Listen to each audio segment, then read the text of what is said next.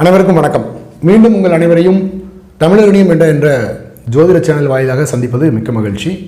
தொடர்ந்து வந்து நம்ம 2025 நடக்கவிருக்கிற, அதாவது இப்போ 2024 இறுதியில் இருக்கிறோம், 25 மார்ச் மாதம் நடக்க இருக்கிற சனிப்பெயர்ச்சி பற்றியான பலன்களை தான் தொடர்ந்து பார்த்துட்டு வந்துருக்கோம். இப்போ ஒவ்வொரு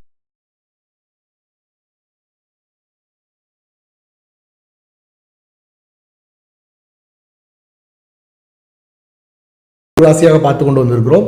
மேஷம், ரிஷபம், மிதுனம் ஆகிய 3 ராசியை வந்து பார்த்து விட்ட நிலையில் இன்றைக்கு நம்ம பார்க்க இருப்பது கடகம். மிக முக்கியமான ஒரு ராசியாக சொல்லப்படுகிற கடகம், காலபுருஷனுடைய கேந்திர வீடு என்று சொல்லப்படுகிற 4ஆம் வீடாக அமைந்து, ஒரு சரராசியாக அமைந்து, பெண் ராசியாக அமைந்த ஒரு கடகராசி. அதை பற்றியான பலன்களை பற்றி தான் முழுக்க இன்னைக்கு பார்க்க இருக்கிறோம். இதுவரை கடகராசி அனுபவித்து வந்த துன்பங்கள் என்பது மிக ரொம்ப அதிகப்படியான ஒரு துன்பத்தை வந்து போன சனி பெயர்ச்சி, இப்போ இந்த 2024 வரை 21 தொடங்கி இப்போ இது வரைக்கும் நடந்து கொண்டிருக்கிற இந்த 3 ஆண்டுகள் சனி திசை என்பது கடகத்திற்கு மிக கொடிய பலன்களை இப்போ சில பேருக்கு வந்து கொடுத்துருக்கோம். அதில் பெரும்பாலாக ஒரு 30-40லிருந்து ஒரு 50-60 விழுக்காடு மக்களுக்கு, அதாவது ஒரு 50% கடகராசிக்காரர்களுக்கு மிகுந்த துன்பத்தை கொடுக்கக்கூடிய ஒரு அமைப்பாக இதற்கு இப்போ நடந்து கொண்டிருக்கிற இந்த அஷ்டம சனி கொடுத்து கொண்டு வந்திருந்த நிலையில் தற்பொழுது 8ஆம் இடத்திலிருந்து 9ஆம் இடம் என்ற பாக்கியஸ்தானத்திற்கு சனி பெயர்வது என்பது ஒரு அற்புதமான அமைப்பு கடகராசிக்கு. அப்படிப்பட்ட கடகராசி வந்து இதுவரை அனுபவித்து வந்த துன்பங்களிலிருந்து, துயரங்களிலிருந்து எவ்வளவோ ஒரு சில நபர்களுக்கு, ஒரு குறிப்பிட்ட ஒரு சில நபர்களுக்கு வந்து பெரிய உயிர் இழப்புகள் கூட ஏற்பட்டிருக்கிற வாய்ப்பு உண்டு அவர்களுடைய குடும்பத்தில். அதிலிருந்து மீண்டு வந்து அடுத்தடுத்து ஒரு நல்ல நிலைக்கு நீங்கள் வந்து நல்ல நிலையை அடையக்கூடிய ஒரு அமைப்பாக இந்த சனிப்பெயர்ச்சி கண்டிப்பாக அமையும். இந்த சனிப்பெயர்ச்சி உங்களுக்கு பெருமளவில் நன்மைகளை செய்யாவிட்டாலும் தீமைகள் அறவே இருக்காது என்பது முதல் வார்த்தை. ஏன்னா இந்த கடகராசிகள் இதுவரைக்கும் அனுபவித்து வந்த துன்பம், துயரம் எல்லாமே வந்துங்க சற்று நிதானப்பட்டு, இந்த வருகிற ஒரு 5-6 மாதம், சனிப்பெயர்ச்சிக்கு முன்பாக ஒரு 5-6 மாதம் வந்து சற்று நிதானப்பட்டு, பிறகு வந்து சனிப்பெயர்ச்சியுடைய மார்ச் இறுதியில் சனி வந்து பெயருதுங்க. அதுக்கப்புறம் மார்ச்னா ஜூன், ஜூலை, ஆகஸ்டுக்கு பிறகு ஒரு நல்ல அமைப்பை வந்து அடையக்கூடிய ஒரு அமைப்பு கடகராசி நேயர்களுக்கு உண்டு. அப்படிப்பட்ட கடகராசிகள் வந்து ஒரு 20-21 வயதுக்கு உட்பட்ட கடகராசி இதுவரை அனுபவித்து வந்த கல்வியில் மிகப்பெரிய மந்தநிலை, அல்லது பெற்றோர் ஒரு சிலருக்கு தாய் தந்தையருடைய இழப்பு கூட நடந்திருக்கலாம், அல்லது தாயுடைய, அதாவது தகப்பனாருடைய அப்பா அம்மா அல்லது தாயுடைய அப்பா அம்மா போன்ற வயது மூப்பின் காரணமாக அவர்கள் கூட இழந்து வாடுகிற ஒரு நிலை வந்து அதிலிருந்து நீங்கள் விடுபட்டு உங்கள் கல்வியில் வந்து ஒரு நல்ல நிலையை எட்டக்கூடிய ஒரு அமைப்பாக இந்த சிறு வயது இருக்கிற குழந்தைகளுக்கு வந்து ஒரு அற்புதமான அமைப்பாக இருக்கும். அஷ்டமச்சனியில் நீங்கள் எதிர்கொண்ட துன்பங்கள், அஷ்டமச்சனியில் நீங்கள் எதிர்கொண்ட அந்த துன்பங்கள் வந்து விலகி கல்வியில் ஒரு நல்ல நிலையை ஏற்படுத்தக்கூடிய ஒரு நிலை. குறிப்பிட்டு வந்து இந்த 10-12ஆம் வகுப்பு போன்ற ஒரு முக்கியமான ஒரு அமைப்பில் இருக்கிற கடகராசிக்காரர்கள் வந்து அந்த பெற்றோர்கள் வந்து பெரும் நிம்மதி அடையக்கூடிய ஒரு அமைப்பாக இந்த சனி பெயர்ச்சி உங்கள் குழந்தைகளுக்கு அமையும். குழந்தைகளால் அதாவது உங்கள் வீட்டில் வந்து அந்த 20-21 வயதுக்குள்ளே இப்போ இருந்து கொண்டிருக்கிற கடகராசி குழந்தைகளை பெற்ற பெற்றோர்களுக்கு வந்து மிகப்பெரிய மன நிம்மதியை அடையக்கூடிய ஒரு அமைப்பாக இந்த சனி பெயர்ச்சி அமையப்போகிறது என்பது மாற்று கருத்தே கிடையாது. அதனால் பெருமூச்சு விட்டுக்கொள்ளுங்கள். உங்கள் குழந்தையின் எதிர்காலம் அற்புதமாக அமையக்கூடிய ஒரு நல்ல அமைப்பை இந்த சனி பெயர்ச்சி கொடுக்க காத்து கொண்டிருக்கிறது. 21 வயதிற்கு மேலே ஒரு 30-35 வயதுக்கு உட்பட்ட நபர்களுக்கு இதுவரை வேலை கிடைக்காமல், படித்து முடித்த படிப்புக்கு வேலை கிடைக்காம, வீட்டில் நிறைய அவச்சொல் வாங்கி கொண்டு நிறைய திட்டுகளை வந்து பெற்றோரிடத்திலும் மற்றவர்களிடத்திலும் வாங்கி கொண்டிருந்த ஒரு இளம் வயது வாலிப இளைஞர்களுக்கு வந்து ஒரு அற்புதமான காலகட்டம். நல்ல இடத்துல ஒரு இடத்துல வேலை கிடைக்கிறதுக்கான வாய்ப்புகள் எல்லாமே கைகூடி வரும். ஆனால் சற்று முயற்சி தேவைப்படும். முயலுங்கள், கண்டிப்பாக வெற்றி கிடைக்கும். அதே போல திருமணத்தில் இருந்த தடை, பெரும்பாலான கடகராசிக்காரர்களுக்கு திருமணத்தில் நல்ல தசாபுத்தி அமைப்பு இல்லாத நபர்களுக்கு திருமணம் தடை என்பது மிகப்பெரிய தடையாக இருந்திருக்கும். அந்த தடையெல்லாம் விலகி வருகிற காலம் நல்லபடியாக ஒரு பெண்ணுக்கு நல்ல மணமகனும் ஒரு ஆணுக்கு நல்ல மணமகளும் அமையக்கூடிய ஒரு அற்புதமான அமைப்பை இந்த சனி பெயர்ச்சி உங்களுக்கு கொடுக்க காத்து கொண்டிருக்கிறது. உங்களுடைய சுய ஜாதகத்தையும் நடந்து கொண்டிருக்கிற நல்ல தசாபுத்தி அமைப்புகளையும் பொறுத்து.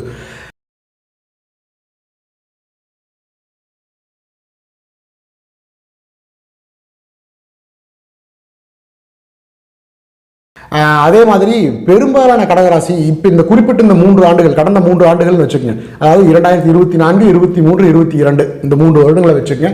இந்த 3 வருடங்களில் பெரும்பாலாக விவாகரத்து வரை செல்லக்கூடிய ஒரு அமைப்பை இந்த கடகராசியில் பிறந்த மணமகனோ அல்லது மணமகளோ, அந்த பெண்ணோ அல்லது ஆணோ, இந்த இருவரில் யாரேனும் ஒருவர் கடகராசியாக இருந்தால், ஒருவேளை இருந்திருப்பார்கள், ஆனால் அவர்களுக்கு வாழ்வில் மிகப்பெரிய துன்பங்களை கொடுத்து குடும்பத்தை விட்டு பிரிஞ்சு கணவனும் மனைவியும் பிரிஞ்சிருக்கிற ஒரு அமைப்பை கொடுத்து ஒரு சிலருக்கு விவாகரத்து வரை செல்லக்கூடிய ஒரு அமைப்பாக இந்த காலகட்டம் அமைந்திருக்கும். ஒரு சிலருக்கு அமைந்திருக்கும். அப்படிப்பட்ட கணவனும் மனைவியும் பிரிந்திருக்கிற நபர்கள் மீண்டும் ஒன்று சேருவதற்கான அத்தனை அமைப்புகளையும் இந்த சனி பயிற்சி கொடுக்க காத்து கொண்டிருக்கிறது.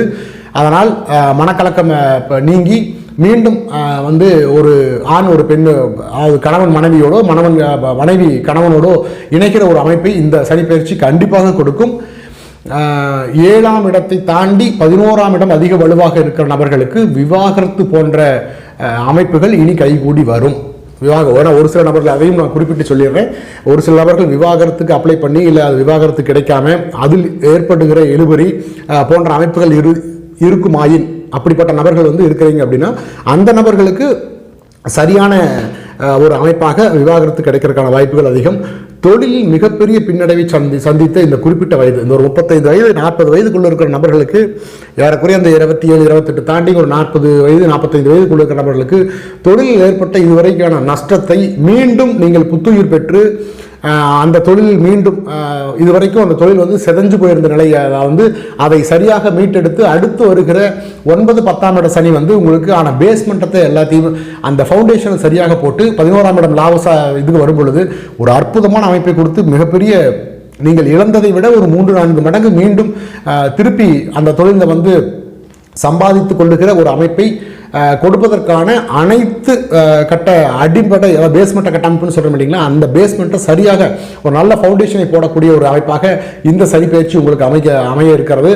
அதனால் இதுவரைக்கும் நடந்த துன்பத்தை எல்லாம் மறந்துவிட்டு இதுவும் கடந்து போகுங்கிற வார்த்தையை மனதில் வைத்துக்கொண்டு மீண்டும் முன்னோக்கி நகருங்கள். சில அதிர்ஷ்ட குறைபாடுகள் இருந்தாலும், 9ஆம் இடம் சனி சில அதிர்ஷ்டத்தை குறைக்கக்கூடிய ஒரு இடத்தில் இருந்தாலும் இதுவரை இருந்த துன்பம் கண்டிப்பாக உங்களுக்கு இருக்க போவதில்லை. அந்த துன்பங்கள் விலகி ஒரு நல்ல அமைப்பை வந்து நீங்கள் பெறக்கூடிய ஒரு அமைப்பாக இருக்கும். உங்களுடைய தொழில் சரிந்து எவ்வளவு அதல பாதாளத்தில் இருந்தாலும் மீட்டெடுத்து கொண்டு வருகிற ஒரு அமைப்பை இந்த சனி பயிற்சி கொடுக்கும். மனம் கலங்காமல் தைரியமாக தன்னம்பிக்கையோடு முன்னோக்கி நகருங்கள். நல்ல தசாபுத்தி, நல்ல ஜாதக அமைப்பு கொண்டு நல்ல தசாபுத்தி நடப்பவர்களுக்கு இந்த வளர்ச்சி என்பது இதுவரைக்கும் நீங்கள் சந்தித்த சரிவு அதிலிருந்து மீண்டு இந்த வளர்ச்சி என்பது அபரிவிதமாக ஒரு வளர்ச்சியாக இருக்கக்கூடிய ஒரு காலகட்டம். இந்த 40-45 வயதுக்குள்ள உட்பட்ட நபர்களுக்கு, குழந்தை பாக்கியம் தள்ளி போய் கொண்டிருந்த நபர்களுக்கு ஒரு அற்புதமான அமைப்பாக அமையக்கூடிய ஒரு காலகட்டம். இந்த காலகட்டம் கண்டிப்பாக அந்த தடைகள் இனி இருக்காது. அந்த தடைகள் நீங்கி ஒரு நல் வழியை இறைவன் உங்களுக்கு கொடுக்க காத்து கொண்டிருக்கிறான். அனுபவிக்க நீங்களும் காத்து கொண்டிருங்கள்.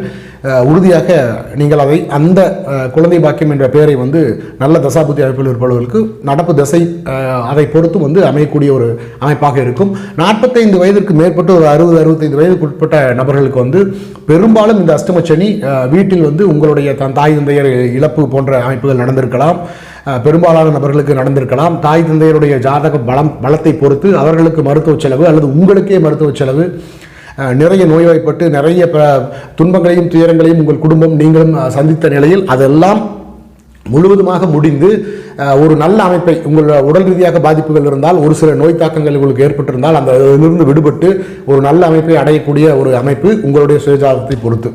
ஒரு 65 வயதுக்கு மேற்பட்ட நபர்கள், பெரும்பாலான நபர்கள் இந்த குறிப்பிட்ட காலத்தில் அவரவர்களுடைய ஆயுளை பொறுத்து, அவரவர்கள் ஜாதகத்தில் பெற்றிருக்கிற ஆயுளை பொறுத்து ஒரு சிலருக்கு அவர்களுடைய இறுதி காலமாக கூட அமைந்திருக்கலாம். இந்த அஷ்டமச்சனி காலகட்டத்தில் மீண்ட உயிர் திரும்பி வராது என்பது விதி. ஆனால் மீண்ட பொருளும் செல்வமும் கௌரவமும் திரும்பி வரும் என்பது விதி. அதை நல்லா உள்வாங்கிக்கங்க. என்னன்னா, நம்ம பறிகொடுத்த உயிர் திரும்பி வரப்போறது கிடையாது. ஆனால் உயிர் உறவுகள், பறிகொடுத்த உயிர் உறவுகள், உயிர் உறவு அமைப்புகள், ஒரு கணவன் மனைவி பிரிந்திருக்கலாம் அல்லது மனைவி கணவனை பிரிந்திருக்கலாம், குழந்தைகளை செல்வங்களை பிரிந்திருக்கலாம். இது போன்ற பிரிதல் அமைப்பு ஒருவேளை இருக்குமாயின் அது எல்லாம் கூடி ஒன்றாக ஒரு நல்ல அமைப்பாக வரக்கூடிய ஒரு அமைப்பு இந்த குறிப்பிட்ட சனிப்பெயர்ச்சியில் நடக்க உங்களுக்கு காத்து கொண்டிருக்கிறது. அதனால் மனக்கலக்கம் வேண்டாம். கடகம் முழுவதுமாக எனக்கு தெரிந்து இந்த 12 ராசிகளில் அதிகமாக மகிழ்வை சந்திக்க போகிறவர்கள் நீங்கள் தான். ஏன்னா ஒரு மனிதனுக்கு நல்ல நேரம் என்பது நீங்கள் எடுத்த காரியம் சிறப்பாக நடைபெறுவது என்பது ஒரு குறிப்பிட்ட காலம். ஆனால் துன்பங்கள் விலகி அந்த துன்பங்கள் இல்லாமல் இன்பமும் இல்லாமல் பரவாயில்ல, இப்போதான் சந்தோஷத்தை நீங்கள் அனுபவிக்க உங்களுக்கான வாய்ப்பாக அமையும். என்னன்னா வாழ்வில் மகிழ்ச்சி என்பது என்ன, எது மகிழ்ச்சியை கொடுக்கும் அப்படிங்கிறத இந்த 3 ஆண்டுகள் கற்றுருப்பீங்க. இந்த 3 ஆண்டுகள் உங்களுக்கு நிறைய கற்றுக் கொடுத்துருக்கும். அந்த சனி, அந்த அஷ்டமச்சனி கற்றுக் கொடுத்துருக்கும். அந்த அனுபவத்தை வைத்து உங்கள் வாழ்க்கையில் மென்மேலும் ஒரு நல்ல உயரத்தை அடையக்கூடிய ஒரு அமைப்பாக இந்த சனி பயிற்சி உங்களுக்கு அமைய போகிறது. யார் நண்பர்கள், யார் உறவினர்கள், யார் நல்லவர், யார் கெட்டவர், எது சரியது, எது சரியில்லை, எதை செய்யலாம், எதை செய்யக்கூடாது, எப்படி நம்ம தவறுகள் எங்கெங்கே செஞ்சுருக்கிறோம்னு உங்களை நீங்களே சுய பரிசோதனை செய்து கொண்டு சுய பரிசோதனை உங்களுக்குள் நடந்திருக்கும். அந்த பரிசோதனை காலம் இப்போ முடிஞ்சு அந்த பரிசோதனையிலிருந்து நீங்கள் பெற்ற அந்த அனுபவத்தையும் அந்த அறிவையும் உங்களுக்கு தீட்டி கொடுத்துருக்கும் அஷ்டமசனி. அதை மையமாக வைத்து இனி வருகிற காலத்தில் எப்படி நம்ம நடந்து கொள்ள வேண்டும், எது சரி எது தவறு என்பதை முழுவதுமாக உங்களுக்கு கற்றுக் கொடுத்திருக்கிற இந்த சனி ஒரு அற்புதமான காலம். ஏன்னா இது மிக கடினமான காலம். அந்த கடினம் தான் எப்பவுமே ஒன்று தெரிஞ்சுக்கங்க, வலியை தாங்குகிற கல் தான் சிற்பமாக முடியும் அப்படிங்கிறது ஒரு பழமொழி. எவ்வளவுக்கு நீங்கள் வலியை தாங்கிக் கொள்கிறதோ அந்த கல் தான் சிற்பியாக மூலத்தில் நம்ம வணங்குகிற ஒரு கடவுளாக வீற்றிருக்க முடியும். ஆனால் வலியை தாங்க இயலாத கற்கள் பார்த்தீங்கன்னா பெரும்பாலும் படிக்கட்டுகளாக அமர்ந்துவிடும். அது எல்லோரோட கால் மிதிப்பட்டுகிற அதை கவனத்தை ஈர்க்காத ஒரு இடத்தில் அமையும். அப்படிப்பட்ட வலிகளை தாங்கிய எவ்வளவு வலிகளை தாங்கினீர்களோ உங்களுடைய சுயஜாதகத்தை பொறுத்து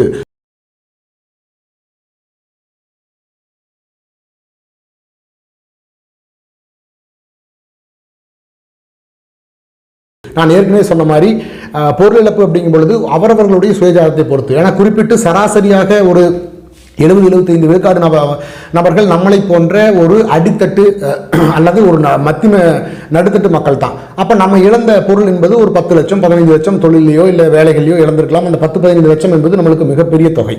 அப்படி நீங்கள் இழந்திருக்கிற தொகை இந்த அஷ்டமச்சனி காலத்தில் நீங்கள் இழந்த தொகையை 3 மடங்கு 4 மடங்கு உங்களுக்கு திருப்பி மீண்டும் அது கிடைக்கிறதுக்கான அத்தனை வாய்ப்புகளையும் இந்த சனி பயிற்சி உங்களுக்கு ஏற்படுத்தி கொடுக்கும். அதற்கான அஸ்திவார பணிகள், ஃபவுண்டேஷன் பணிகளை அது அழகாக மேற்கொள்ளும். கோடிக்கணக்கில் இழந்தவர்களுக்கு கோடிக்கணக்கில் திரும்ப பெறுவாங்க.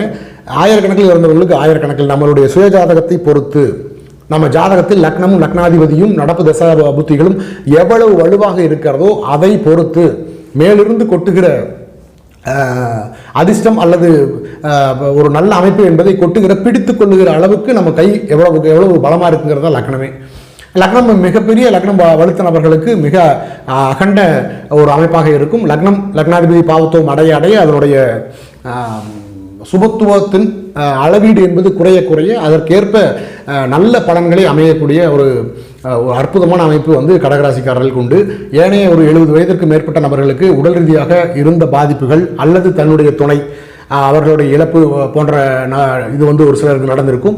அப்படி நடந்திருக்கிறவர்கள் அதிலிருந்து விடுபட்டு முழுவதுமாக வாழ்க்கை என்ற அந்த நிதர்சனத்தை புரிந்து கொண்டு முழுவதுமாக அதிலிருந்து விடுபட்டு ஒரு நல்ல அமைப்பை, ஒரு மன நிம்மதியையும் பெறுகிற ஒரு அமைப்பு இந்த சனி பயிற்சி உங்களுக்கு கண்டிப்பாக அமைத்து கொடுக்கும்.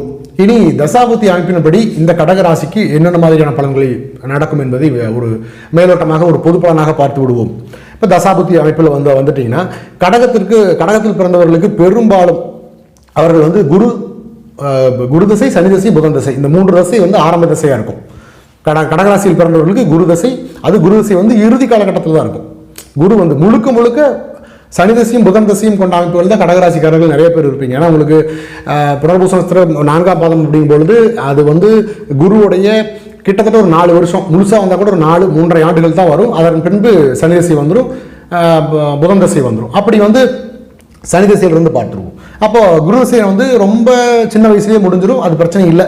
ஏன்னா அப்படி குருவின் நட்சத்திரத்தில் பிறந்த குழந்தைகளாக இருக்கிற நபர்கள் இப்போ குழந்தைய குரு தசை நடப்பில் இருக்கிறது ஒரு 2 வயது 3 வயதுக்குள்ள இருக்கிற குழந்தைகளாக இருக்கும். அவர்களுக்கு பெற்றோர்களுக்கு தான் பாதிப்பு இருந்திருக்கும்.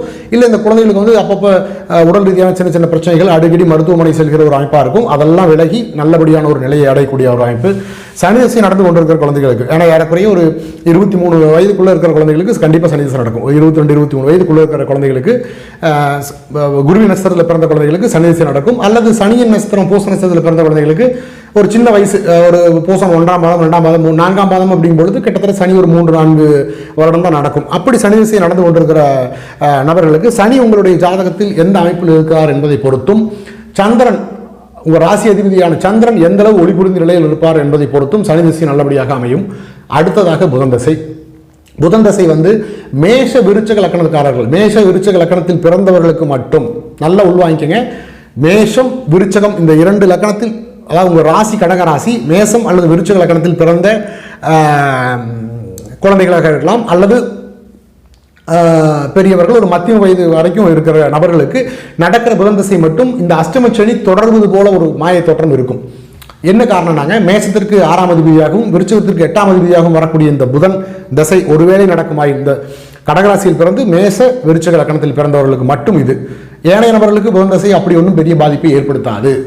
புதன் தசை வந்து இனிமேல் உங்களுக்கு ஒரு விடிவு காலம். இந்த 2 லக்கணத்தில் பிறந்தவர்களுக்கு மட்டும் இந்த அஷ்டமச்சனியின் காலம், இந்த அந்த குறிப்பிட்டு புதன் தசை நடப்பவர்களுக்கு இந்த அஷ்டமச்சனியில் கடுமையான துன்பத்தை அனுபவித்து இப்பொழுது சற்று குறைவான ஒரு அமைப்பை கொடுக்கும்.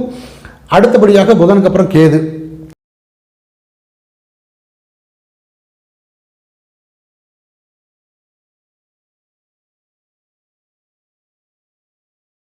கேதுதசை நான் ஏற்கனவே சொன்ன மாதிரி குரு அணி லக்னம் என்று சொல்லப்படுகிற மேசம் விருச்சகம், தனுசு மீனம், கடகம் சிம்மம், இந்த 6 லக்கணத்தில் பிறந்தவர்களுக்கு பெரும்பாலும் கேதுதசை பெரிய கெடுதலை செய்யாது. கடகராசியும் பிறந்து இந்த 6, ஏன்னா ராசிக்கும் கேது யோகர் தான், லக்கணத்திற்கும் கேது யோகர் அப்படிங்கிற நிலை ஏற்பட்டு இந்த குறிப்பிட்ட 6 லக்கணத்தில் பிறந்து கடகராசியில் பிறந்து இந்த 6 லக்கணத்தில் இருப்பவர்களுக்கு கேது திசை பெரிய பாதிப்பை கொடுக்காது.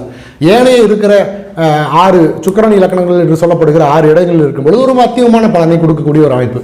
ஒருவேளை உங்களுக்கு கேது திசை நடக்குதுங்க, நீங்க சுக்கிரணி லக்கணம் என்று சொல்லப்படுகிற மகரம் கும்பம் ஆகிய 2, ரிஷபம் துலாம், மிதுனம் கன்னி, இந்த 6 லக்கணங்களில் பிறந்து கேதுதசை நடப்பவர்களுக்கு அடுத்து வருகிற சுக்கிரன் நல்ல அமைப்பில் இருந்தால் அந்த சுக்கிரதசையில் நீங்கள் அனுபவிக்க போகிற அத்தனை, ஏன்னா 20 வருடம் மிக நீண்ட காலம் சுக்கிரதசை என்பது, அந்த 20 வருடம் நீங்கள் அனுபவிக்க போகிற அத்தனை விடயத்திற்கும் இப்பொழுது இந்த அஷ்டமச்சனி முடிந்து நல்ல அனுபவத்தை பெற்று ஒரு நல்ல ஃபவுண்டேஷனை அமையக்கூடிய ஒரு அமைப்பு, பிரகாசமான ஒரு அமைப்பாக இருக்கும் சுக்கிரதசை நடந்து கொண்டிருக்கிற நபர்களுக்கு. ஏறக்குறைய சுக்கிரதசை என்பது ஒரு மத்தியம வயதில் வந்துடும். ஏன்னா நீங்கள் பிறக்கும்பொழுது சனியோட நட்சத்திரத்தில் குருவோட நட்சத்திரத்தில் பிறக்கிறவங்களுக்கு அதுலேயே ஒரு 19, இதில் ஒரு 29, ஒரு 35 வயது அதிலேயே முடிஞ்சிடும். கேது கூட 40-41 வயது முடிஞ்சு தான் 41 வயதுக்கு பிறகு சுக்கிரதசை ஆரம்பிக்கும். சனியோட நட்சத்திரத்தில் பிறந்தவங்களுக்கு ஒரு 30 வயதிலிருந்து சுக்கிரதசை ஆரம்பிக்கிறதுக்கான வாய்ப்புகள் உண்டு. புதனுடைய நட்சத்திரத்தில் பிறந்தவங்களுக்கு ஒரு 20 வயது, ஒரு 17 வயது 15 வயதுக்கு தாண்டி சுக்கிரதசை ஆரம்பிக்கிற ஒரு அமைப்பாக இருக்கும். அப்படி ஒரு 15-16 வயது அந்த மாதிரி இருந்து வயதிற்கேற்ப தான் கிரகங்கள் பலன் கொடுக்கும். அப்படி சுக்கிரதசை நடப்பவர்கள் சுக்கிரன் நல்ல இடத்தில் அமர்ந்து, ஏன்னா சுக்கிரன் வந்து ஒரு விசித்திரமான ஒரு கிரகம், 12 லக்கணங்களுக்கும் கேந்திரத்தில் ஆட்சியோ உச்சமோ அடையக்கூடிய ஒரு அமைப்பு சுக்கிரனுக்கு உண்டு. அதனால எந்த லக்கணமாக இருந்தாலும் உங்களுக்கு ஒரு கேந்திர வீடு சுக்கிரனோட வீடாக இருக்கும். கண்டிப்பாக ஒரு கேந்திர வீடு சுக்கிரனோட வீடு வந்துடும். இப்போ மேஷ லக்கணத்திற்கு 7ஆம் வீடு கேந்திர வீடு, ரிஷப லக்கணத்துக்கு லக்கணமே ஒரு கேந்திர வீடு. இப்போ மிதுனம் எடுத்தீங்கன்னா 10ஆம் இடத்துல அவர் உச்சம் அடைவார். 10ஆம் இடத்துல ஒரு, அதான் ஆட்சி உச்சம் என்பது இந்த 1, 4, 7, 10 அப்படிங்கிற இந்த 4 இடத்துல அவர் ஒன்று ஆட்சி அல்லது உச்சம், இந்த 2 நிலையை அடையக்கூடிய ஒரு அமைப்பு சுக்கிரனுக்கு உண்டு. அதனால் சுக்கிரதசை என்பது ஒரு நல்ல அமைப்பாக இருக்கும். சூரிய தசை பெரும்பாலும் குரு அணி லக்கணங்களுக்கு, நான் முக்கியமாக சொல்ல வேண்டியது இந்த குரு அணி லக்கணங்கள். நான் ஏற்கனவே சொன்னேன் இல்லைங்களா, குருவுடைய அணின்னு ஒரு 6 லக்கணம் சொன்னேன் இல்லைங்களா, கடகசிம்மம், மேச விருச்சகம், தனுசு மீனம், இந்த 6 அணி லக்கணங்களுக்கு ஒரு மத்தியம வயதில் ஒரு 40-45 வயதுக்குள்ள சூரிய திசை வர்றவங்க ஒரு அற்புதமான அமைப்பு. ஏன்னா இந்த லக்கணத்தில் பிறந்து அஷ்டமச்சனியிலிருந்து வெளியே விலகி, ஏன்னா உங்களுக்கு ராசி அதிபதியும் கடகம், லக்னமும் குரு அணி லக்னமாக இருந்து சூரியன் ஒரு இடத்துல ஓரளவு நல்லா இருந்தால் போகுது. நட்பு வீட்டில் சனியின் பார்வை, சனியோட சேர்க்கை, ராகுவோட சேர்க்கை இல்லாத நபர்களுக்கு இந்த சூரிய திசை அற்புதமான காலமாக அமையக்கூடிய ஒரு அமைப்பாக அமையும். அடுத்து சந்திரதசையும் அதே போல தான் குரு அணி லக்னங்களுக்கு ஒரு சிறப்பான ஒரு அமைப்பை வந்து கொடுத்துரும். மகர கும்ப லக்னத்துக்கு மட்டும் இந்த சூரிய சந்திர தசை என்பது சற்று ஒரு மந்தமான நிலையை கொடுக்கும் வழியே மற்ற ஏனைய 10 லக்கணங்களுக்கும் சூரியனுடைய சுபத்துவத்தை பொறுத்து, இந்த மகர கும்ப லக்கணத்திற்கும் சூரியனுடைய சந்திரனுடைய சுபத்துவத்தை பொறுத்து அவர்களுடைய பலன் வந்து மாறும். அடுத்து செவ்வாய் தசை வரைக்கும் நீளும். ராகு திசை என்பது பெரும்பாலும் இந்த அவங்களுக்கு வந்து வர்ற வாய்ப்பு. செவ்வாய் ராகு திசை என்பது குறிப்பாக கடகலக்கணக்காரர்களுக்கு செவ்வாய் ராகு திசை என்பது வருவது மிக மிக அரிது. ராகதசையும் செவ்வாய் தசையும் வருவது என்பது மிக மிக அரிது. குரு தசையும் உங்களுடைய முடிந்த வரைக்கும் உங்களுக்கு குருவில் வந்து பிறக்கிறது ரொம்ப குறைவாக தான் இருக்கும். ஏன்னா குருவோட ஒரு பாதம் தான் இருக்கும். அதனால் இந்த அமைப்புகள் கொண்ட நபர்கள் வந்து பிறப்பது என்பது ஒரு 80 வயதுக்கு மேலே தான். அதுக்கு பெரிய அளவில் நம்மளுக்கு பலன் தேவைப்படாது. அதனால் கடகராசிக்கான பொது பலன் இனி